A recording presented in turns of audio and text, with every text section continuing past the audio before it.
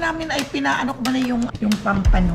Inang muna at isisigang ko. Kukuha na lang ako doon sa labas ng dahon ng kangkong. Gasan ko muna sa suka para mawala ang langsa. Ayan na yung gulay ko.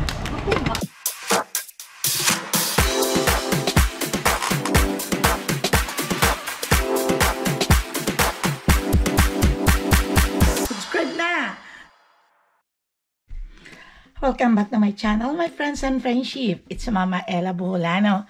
At ngayong araw na ito ay sobrang init na naman ngayon dito is 105 degrees. Pero wala kaming magagawa naman, my friends and friendship. Kamusta kayong lahat dyan? At medyo matagal-tagal akong nakapag-upload dahil nasa bakasyon ng aking editor. Pero babalik na yon. Kaya my friends and friendship, sana ay ingatan niyo parating yung sarili. Katulad din ni Mama Ella na yun lang, kahit anong ingat mo ay nakakasakit pa rin. Pero it's okay. Kaya din natin. So my friends and friendship, samahan na lang ninyo ako sa mga gawain ko dito na pang-araw-araw sa bahay. Na kung ano-ano ang mga ginagawa.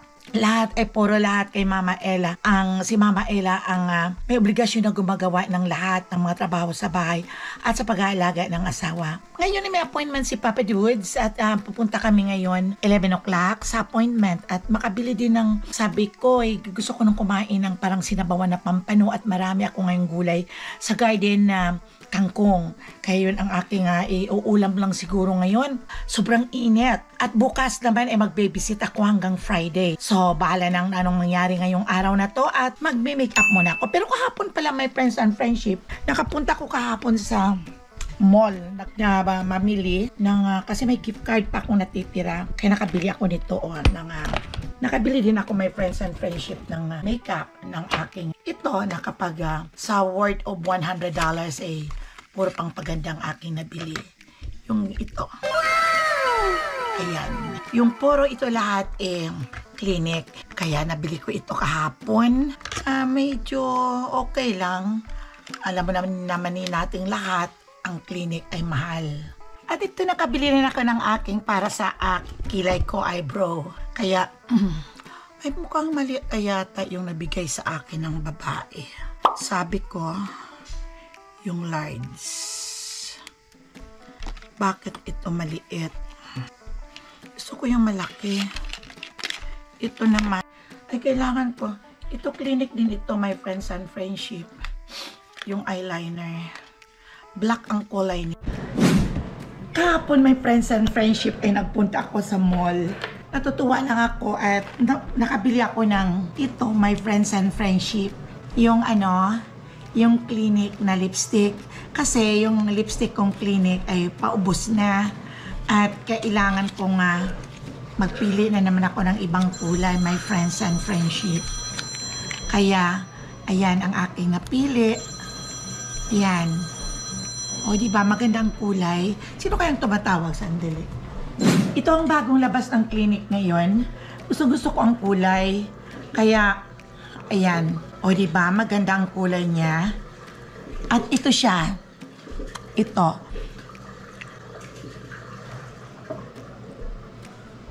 O, yan. Ano siya? Mati. Yung hindi yung walang stain siya pag mag-inom ka ng tubig. At 24 hours. Naaalis naman pero nandoon pa rin sa lips mo. At medyo marami akong ganito tuyo na yung ito o mascara. Kaya nakabili din ako kahapon. Clinique din siya. Mga nasa 27, nag-sale siya ng, magkano ba yung sale? Kaya naging 25 lang yata. Ayan yung ano ko sa mata ko, ganun. Kasi yung maikli na yung mga pilik mata ko. Gayon. At mayroon pa rin akong isang nabili na ito, yung for brow, para dito sa kilay ko. Ang pinili ko ay yung tin. Mayroon siyang, ayan yan, yung i-ano mo lang. Yung iguguhit mo siya. Maganda siya dahil siya. Ayan. O, diba? Tapos, ayan lang siya, yung maano siya, yung liit lang siya. At i-ano mo lang siya ng itong brush. Ayun. Kaya kahapon, napunta ako ng mall. Kaya pag nagbibili ka ng ganito, minimake-upan ka nila. Hindi ko lang na-i-vlog, nahiya naman ako maiba-vlog ko pa. Tapos mayroon pa akong isa. Ito yung quick liner, waterproof siya. Black siya. Clinique din. Mayroon siyang ganyan yung pang-erase. Mayroon, at ito naman, at ito ay yung bang ano lang siya. Yan. Ganun lang. Ayun lang naman ang pinamili ko kahapon. Bibili pa sana ako ng foundation pero mayroon pa akong magagamit naman. Kaya hindi na lang ako nagbili. Ito na lang ang aking bili. Mayroon pa naman ako, kaya natutuwa lang naman ako. Ito ang gift card ko, yung worth of $100. Kaya inano ko na lang, pinamili ko ng mga pang-beauty. Yun ang aking ano. Pero, yung mga iba ko pa naman, ginagamit ko pa naman doon. Pero gusto ko lang kasi meron akong bago. Puro clinic lahat ang aking binili. Yung iba naman, yung mga gamit ko naman dito is, karamihan is MAC, yung mga nurse, yung Anastasia, yun ang mga ginagamit ko rito, o mga Sephora. Pero, at may Lancome din ako, pero hindi ko, parang ayoko ng Lancome.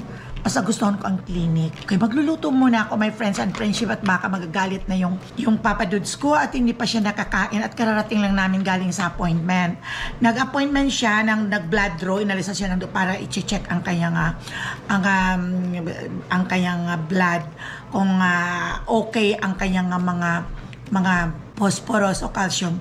Kaya ngayon ako ay magluluto. Pero namili ako, dumaan muna ako sa store at namili muna ako ng aming ulam. Ang ulam ngayon namin ay pinaano ko muna yung pampano. Yun lang muna at isisigang ko. Kukuha na lang ako doon sa labas ng dahon ng kangkong. At may ampalaya ako dito, my friends and friendship. Okay, tara, samahan niya ako, magluluto ako. Hindi pa ako nakapagbihis. Diretso na ang kamay ko dito sa kitchen. At gusto ko lang mahiwa itong aking biniling pampano. Hinahanap ko ito, andun pala. Sobrang init talaga, my friends and friendship, sa labas. 105 degrees. Tingnan mo yung frozen kong nabiling pampano. Ay ito siya dumudugo na siya. Ihiwain ko lang ito, my friends and friendship. Ito ihiwain ko lang ito.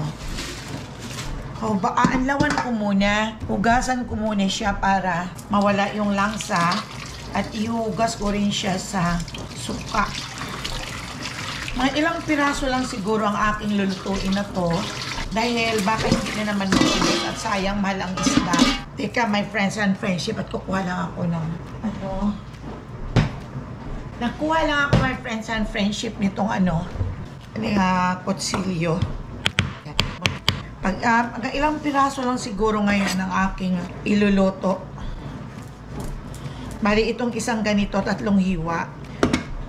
Meron akong pamukpok. Kasi pag hindi siya, pamukpok ko lang. Marunong din ako maghiwa. Galing kaya sa isla. Ayan. So, aalisan ko ng kanyang bituka at ng kanyang hasang. Tingnan niyo, my friends and friendship, di pulseras pa, di relo pa yung naghihiwa ng isda. Hindi pa ako nakapagbihis. Yan. Pero ilang piraso lang siguro dito ang ating lulutuin. May maluto lang ay may maulam lang. Ayun. Sabi ni Papa Dudes, natatakot ako sa'yo pag ikaw naghiwa. Mukhang ang kamay mo ang hiwa. Hindi naman. Hindi ko naman gusto na masusugatan ako Kasi dati, si Papa Dudes lang ang naghihiwa. Ako nito, hindi ako ang mahawak. Mga naghihiwa ng mga ganito. Hindi ako ang gumagawa noon. Ang pagluluto.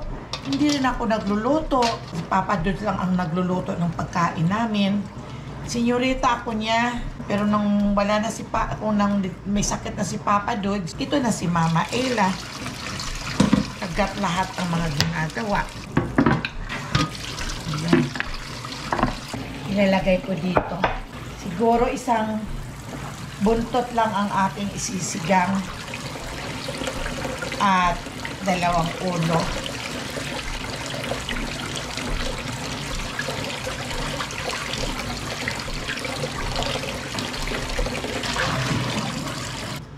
Asinan ko muna my friends and friendship. Gasan ko muna sa suka para mawala ang langsa. At binabad ko ng kaunti ng asin at saka sa suka. At magpapakulo muna ako ng tubig. Lagyan ko ng asin at pang-asim at saka sibuyas. Saka ko na iyan ilalagay pag nakakulo na ang tubig. May nabili pala akong ito, yung malagkit na mais. Ilalaga ko to para pang merienda mamaya. At mayroon pa akong nabili my friends and friendship na ito my friends and friendship ang lalaki ng kasaba gagawin kong suman. Kasi nagka-crave na naman akong gumawa ng suman, na kumain ng suman. Kaya ang gagawin ko nito ay i-shred ko ito. Kung may time ako bukas, gagawin ko bukas. Pero kung dito si Cass, ay palagay ko hindi. Pwede namang sa Friday night ko ito gagawin. My friends and friendship, ikikisa ko muna. Ikikisa ko muna siya para naman mabango, mawala yung langsa niya. Kahit may sabaw siya, gilisa ko sa bawang at luya. Andiyan na si Zoe. Tapos, sinaluan ko rin ng sibuyas, syempre. Ikikisa ko sa sibuyas, sa bawang at sa luya. Madami pa akong kamatis. Galing sa garden. Friendship at hinaluan ng sinigang mix. Tapos haluan ko na pakulit-kulitin ko para mawala yung kanyang pagkamalangsa. Baliktad ko siya. Ayan.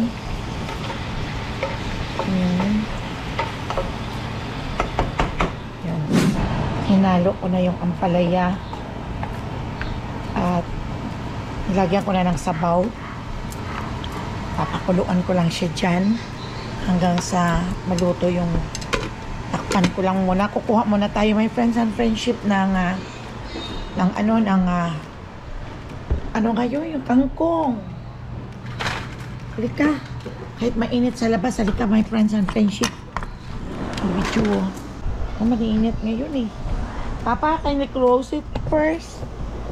Sobra init. Daming talbos. Malalaki. Yan. Hindi ko pa nakukunan yung isa dyan. Pang pang adobong kangkong. Ayun. Ito, lalaki na din. Pwede ko na rin kunin. Nagsasanga na. Ayun. Napakinabangan din ang mga tanim-tanim kong ito. My friends and friendship. Kasabilhin mo ito, naku ang mahal. Sobrang mahal. Ipa $5 ang isang balot, ang isang tali. Dadami pa dito sa kabila, Ayan, save ko yan. Dadami na naman ito. Okay. Ito na siya. Para my friends and friendship, sobrang init. Baka may tayo ng sili. Init. Sili. Maraming bunga ito, kaya lang maliliit. Sobra init. Laglag. Ito nalaglag. Maliliit na ang bunga nito. Para mabango yung pampano.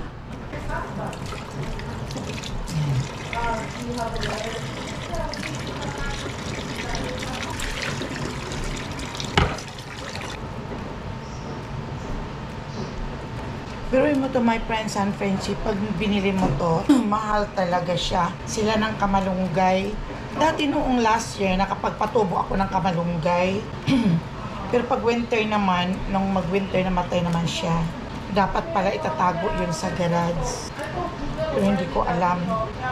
Ngayon, pag nagpatubo na naman ako nito, itago ko na sa grass. Pero itong kangkong, ewan ko lang kung mabubuhay ito sa winter. Dahil iba ang kangkong, my friends and friendship, gustong gusto pag maraming tubig at tag-ulan, dumadami. Pero tingnan natin, yun is sa atin yun.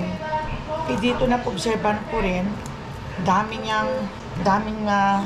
pag dinidiligan mo siya araw-araw, ay madami siyang dahon at tumataba. Pupuli na, namumulaklak na nga. Pupuli na pag winter hindi ito masisira para tuloy-tuloy ang gulay kong kangkong. Mahal kasi pag binili, kaya okay na. Hugasan.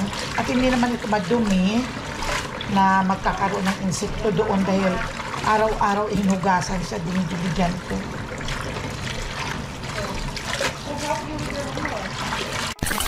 Masarap siya, my friends and friendship, walang langsa. Ayan ulo-ulo, mabango. Hindi malangsa. Nilagyan ko siya nito ng tamarind para medyo umasim. May natitira pa, kaya ililigpit ko siya dito. Ilalaga natin itong mais. Yung malagkit, yung parang sa Pilipinas.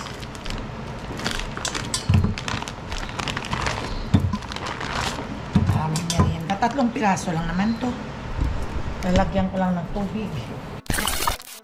Ito, ihalo ko na itong kangkong. Yan. Takpan ko muna para bumaba. Tapos makakain na kami nito. Ayan na yung gulay ko. Okay, luto na yan. Magkuha ka na. Ayan, kumakain na yung mag-ama.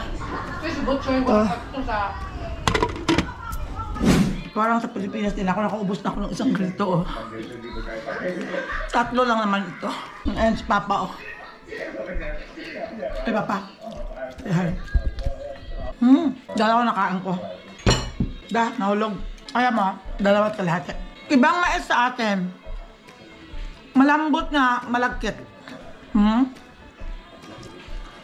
Laki pa ng Dito, masarap din kaya lang malambot. Yung bang, iba talaga itong malagkit. Nakabili ako ng paborita. Alam niyo, my friends and friends, ito paborita dito, mahal.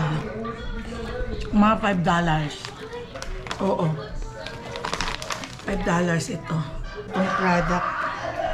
Imwaisan. Francie. Kaya lang, pag kumain ako ng paborita, habang nagunguya ako, naantok ako. Malutong na malutong. Narinig niyo, my friend?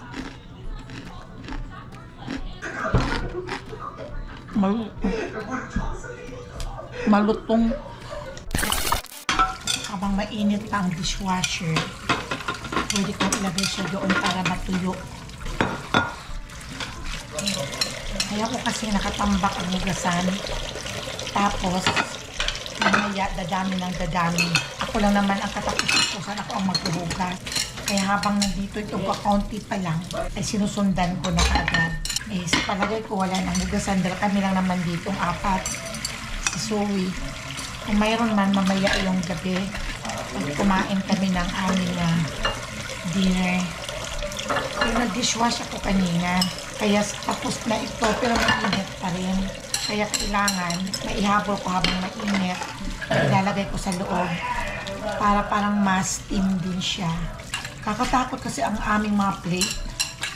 Ang dami na kami mga plate na may mga pilas. Paano? Matigas ito. At yung mga plate, mga babasagin. Kaunting dulas lang sa kamay. At naitama dito sa aming lababo na itong matigas ay magkakaroon ng pilas ang mga plate. Kaya pinagtatapon ko yung mga pilas. Diba may friends and friendship? Malas daw yun. Pag nag-plate ka daw na may pilas. Totoo naman, mga kasabihan ng mga matatanda, di ba? Sabi ng mga lola namin noon, yun. Kaya ang mga plato ng mga lola namin noon, yung parang lata, yung losa kung tawagin, para hindi daw mapilas, mapinga, ilang pilasan. Kahit ang mga baso nila doon, yung sartin, yung parang lata. Pero nalala ko, my friends and friendship, noon, ang baso namin ay yung mga baso ng kape, yung kape poro, Nescafe, Blend 45, o diba? Uso yan noon. Yung mga damit ko, my friends and friendship na nilabhan, kahapon nabusog ako. Bundat na naman ako, my friends and friendship. Mga hanger ko. Ito, yung sa panggos sa dialysis ni Papa. Kaya pangliligpit ko muna ito, my friends and friendship, para masaya ang buhay. Tingnan mo, nakalimutan ko rin namang isapin ito. Nagmamadali na kasi ako kanina.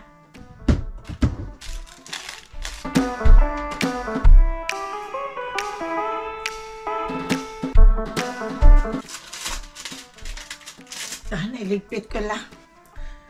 Kapag umalis kasi ako, my friends and friendship, nagmamadali, tapon dito, tapon doon, hindi ko maililigpit kung saan ko lang nilalagay. Kaya ito okay na.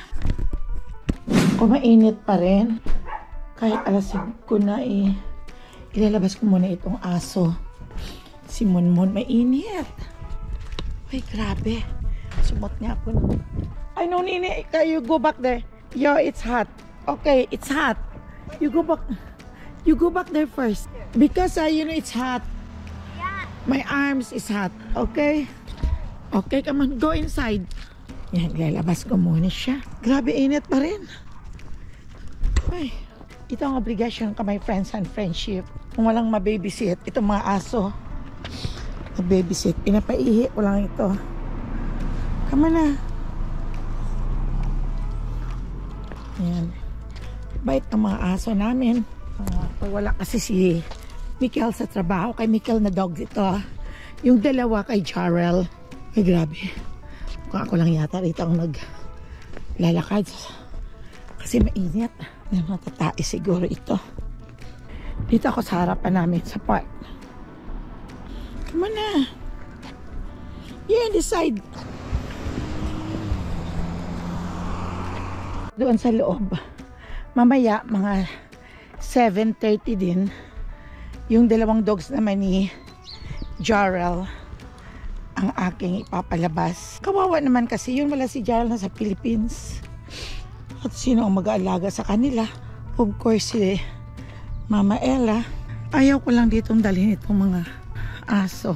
Kung marami ding dogs na naglalakad dito kasi nilalakad ang mga aso. Tignan niyo. Ayan o.